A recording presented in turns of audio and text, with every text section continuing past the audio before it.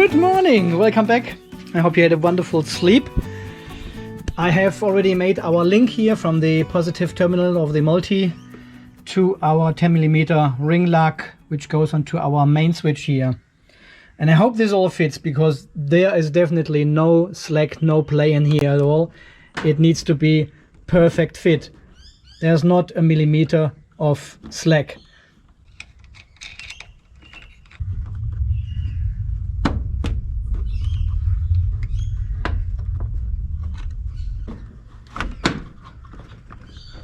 Yeah, see, it's a bit too long actually. There. Yeah, that is not good. I probably need to go a little bit further down.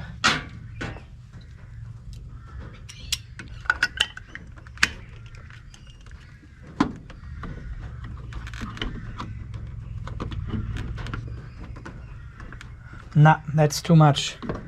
See, it sits on an angle now. Ah, shit.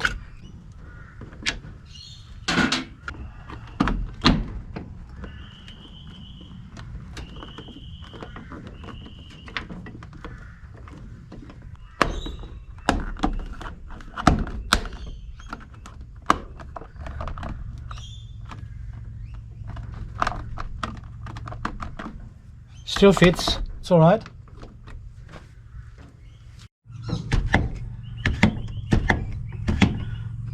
What I haven't thought about is how do we pre-charge the capacitors of the inverter, because there's no access to this switch anymore.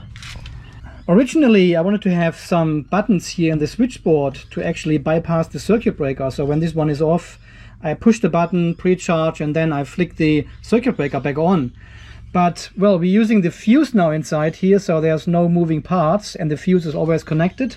And this is the only part where we can do this. But should I have a push button now here in the duct or here on the side somewhere where we can pre-charge? Then we have to connect our resistor between these two contacts here. Any ideas? Let me know.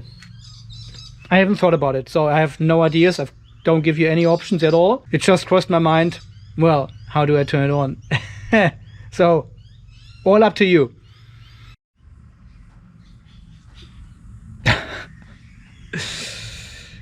I guess this is then the big moment now. Main switch is still off. Everything connected, everything is torqued. I checked all my AC wiring again. This is all turned off at the moment. And the only thing we need to do is connect our positive of the inverter, which is turned off, to the positive of the main bus bar here via the mega fuse. So there should be nothing happening if I do that right now. Is that correct? Yes, let's do it. Let's do it. Yeah, okay. All right, let's connect it.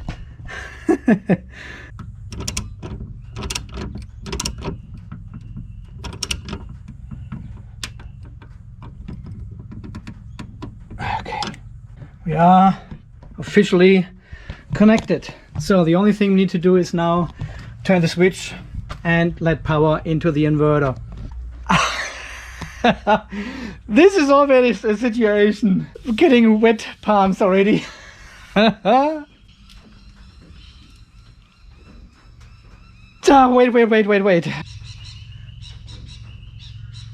I think it has done it. I could see a little spark. Just a tiny, tiny spark. Okay, let's turn it on. I have forgotten the Multiplus has got a main switch down here. So this was just the hardware connection now. Everything is connected to 48 volt. Yeah, we've got 54.9.6 volts here on the terminals of the multi. Okay, let's switch it on. Position 1, normal operation. Holy shit. Can you hear a click? Another click, and the inverter is on. Guys, the inverter is on. We are cooking. So we should measure 240 volts. Yeah, 229. Where is it? Here. 229 is the output. So then let's measure here on the input of our main switch. We should see 229. And between active and ground 230. And there's nothing between neutral and ground. No, 0, because the Multiplus has a built-in MAN link. Okay, then let's turn on the main switch. Obviously nothing happens because all our RCDs are off. Yeah, we've got 229 volts on the input. And let's turn on our light circuit and see what happens. Nothing. It's good because all the light is turned off. Oh, we've got light. Oh, there's more light. Guys, we've got light inside the garage. How good is that? Oh, no. We've got light. I can't believe it. We've got light here. Oh, nice. Yeah, I checked all the power points here as well. We've got 230 volts here. All perfect. I'm a bit sweaty. I don't like these situations. Okay, let's turn on the pool pump. There's the pool pump. But there's the on-off switch in between as well. So nothing will happen there. Well, that's pretty much it. That was the big moment. Everything is turned on. Everything is working with one inverter. We haven't set anything up in the inverter. It just inverts now, basically. I'll do some more basic testing here with all the circuits, make sure everything is correctly connected. And how do we connect it to our Raspberry? Because this one has only it's a VE bus. Yeah, VE bus. There, VE bus. There's no VE direct. See the little white port there? This is missing. It talks via the VE bus. So I have now pulled a network cable here through our DC conduit and used our secret conduit here behind the shelf. We plug this into the VE bus port. Doesn't matter which one you use. This is just for daisy chaining other inverters if you have parallel or three-phase setup. And here it comes through our clamp into our 12 volt area. And now we have to use this MK3 to USB interface. It is basically a VE bus to USB electronic. It's fairly large actually. You can see my hand here. And it comes with a little mounting bracket as well, so you can actually mount it somewhere. Well, I'm not sure. I just leave it in here because we will need this to be plugged into a computer as well to fully program the Multiplus. But at the moment I just want to connect it to the Raspberry and see if we get any AC reading on the VRM. Just plug this one into the Raspberry.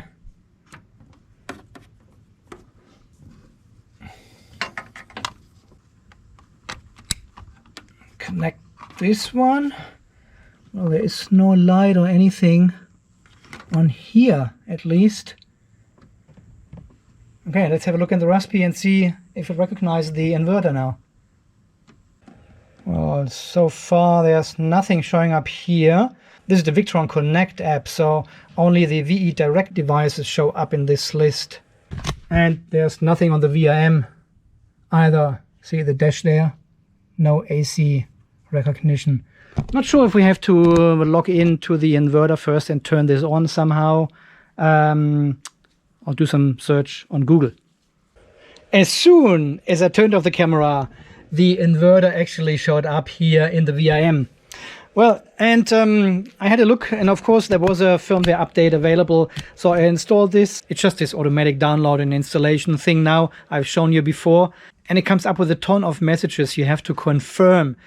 Because it's an inverter charger, it resets all the settings apparently, and well, you need to confirm that the Raspberry is not being powered by this inverter because it turns off in between, and all this kind of stuff. So, and afterwards, everything was successfully applied. It is now on the newest firmware. It shows up in the system, and we can see it has only 17-18 watts here, which is apparently the standby power of our garage here. Not even aware that something is connected at the moment. So if we turn on the pool pump, 1000, 1100 watts. Okay. And this one also shows the frequency here of the output, 49.9 or 50.1 hertz. And now we have again a clear separation between AC and DC here in the VRM. So this all seems to work just fine without any problems so far. No configuration, just connecting everything, turning it on, that's it. 20.5 amps going into the inverter through our thick cable here. Nice. Oh, I like it. Oh, that's so good. There are these little things in life which are making me really happy. 20.5 amps. That's it.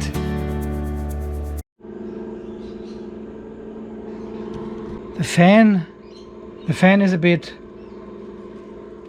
Yeah, Victron is not good with fans. Well, even here in the old Phoenix inverter, the fan was fairly loud. This is a different loud. Alright guys, I have already plugged in the car with my new EV charger system here. I can charge here now with 16 amps directly from the inverter. And we want to test this, of course. We want to see what's going on. So at the moment we are charging on 5 amps. And now crank this one up to 10. And we are now using, that can't be true. So this is 10 amps, 2.3 kilowatts. And we go a little bit further. 12 was the maximum I could charge before. And we've got 2.6 kilowatts, 2.7 we have. So this is half the inverter power now. Okay, let's go all the way. Now check the BMS first, let's see. Ooh, minus 60 amps. Look at this. Number 6 and number 7 are the low voltage. Oh, number 8 as well. See the color? 70 millivolt deviation. 61 amps. Okay, let's go all the way. 16 amps. Oh, wow. So that is 3.7 kilowatts from the inverter now. This is 85 amps. We have to check our circuit breaker here. Ah, this sits on 90 there. 0.9 of 100 amps on 90, okay. Our number 6 is caving in. 7 and 8 as well. 9, 11 has a different color. Ah, this battery. I'm so looking forward to put these new batteries here on the shelf. And then we can take this one apart and check all the cells and see actually what's going on. Okay, so this is the maximum we can do with the car. Okay, let's turn on the pool pump as well, because the pool pump is off at the moment. So when I start this now, this will add another 1000 watts. Yeah, because at the beginning, the pump will run on full power to get rid of all the bubbles inside the system and everything for about 3 minutes or so. So let's turn this one on and see what our pump on. Let's see what the BMS does here. 3.7, 90, 100. We've got 100, 110. 100, 5.7 kilowatts we have. Holy shit. Oh yeah, the inverter is now in overload mode. Yeah, that's okay. I mean, we've got 5.6 kilowatts. Holy dooly. 110 amps.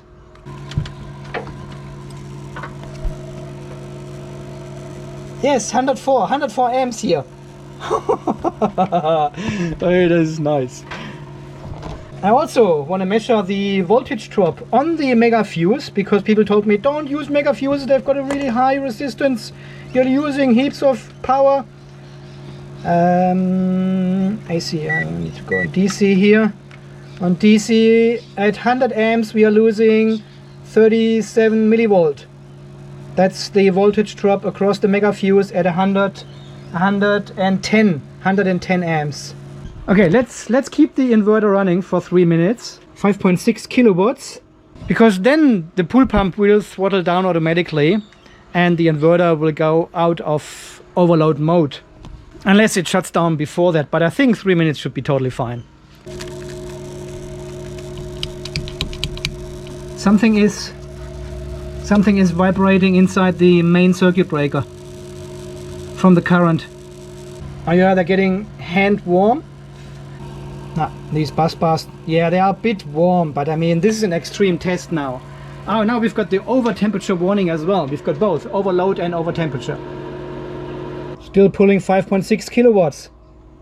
So in this situation, the other inverter should now kick in and supply another 2 kilowatts to the main system. So this one throttles down and takes power from here. So this is the main goal we want to achieve later down the track then, when we have them hooked up and configured and connected. That should just work. So in theory, we can request another 3 kVA from this inverter now to max out our system with 8 kVA. Okay, so now the pool pump has throttled down to about 300 watts and we are still charging with 4.8 kilowatts here. Yeah, 4.8 we still have. The overload voltage or the overvolt situation has cleared, but the temperature is still there. Oh yeah, that is fairly hot. Because we have already 33 degrees outside today. Okay, let's have a quick look here through the thermal camera. We've got 45 degrees Celsius on the inverter. I want to have a look at the cables here. Yeah, they are a bit warm, but that's nothing dramatic. And here our busbar system. Yeah, the fuse 47. Yeah, there's the mega fuse 48 on this one side here. Okay, I need to check the torque settings of the mega fuse here as well. And we can see here the terminal is actually pretty hot here as well. Solar charge controllers. Well, it's late in the afternoon now, so yeah, the sun is shining on this side there. It doesn't say anything. Here as well we've got sunshine on the installation. That doesn't help. I want to have a quick look at the battery here as well. 75 degrees is our connection to the ANL fuse. That's the hottest point. And then we can see our 35mm link to battery number 9 is pretty hot. But we don't see the extreme temperatures in number 6, 7 and 8 today. Well, if we just focus on this one here, we can see these 3 cells have heated up a little bit, but not too dramatic. Even with 100 amps, it is still fairly cool. Here, this link connection, this worries me a lot. Oh yeah, the cable is nice and soft.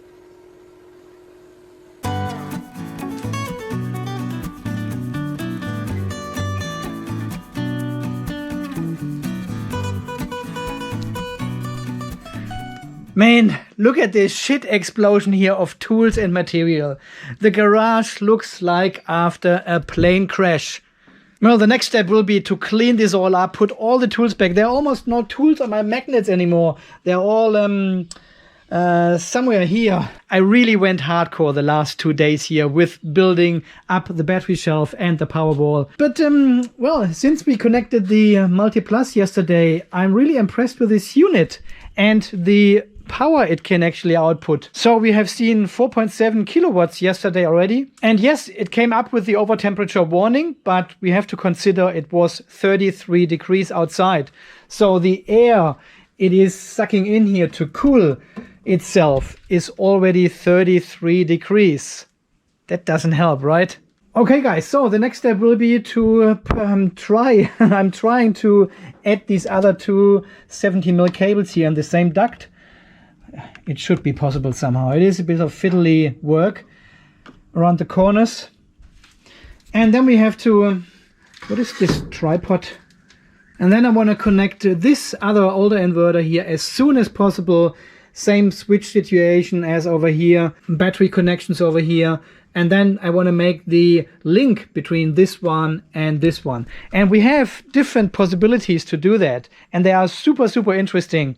So I cannot wait to get this done and show you how it works. Well, I don't even know if it works. It will be an experiment. I haven't seen any other videos on YouTube doing this sort of setup. So it will be maybe a premiere. I don't know. Until the next video, guys, you stay charged and safe. And thank you so much for watching and all your support here on the channel. As always, thanks for watching again. See you then. Bye-bye.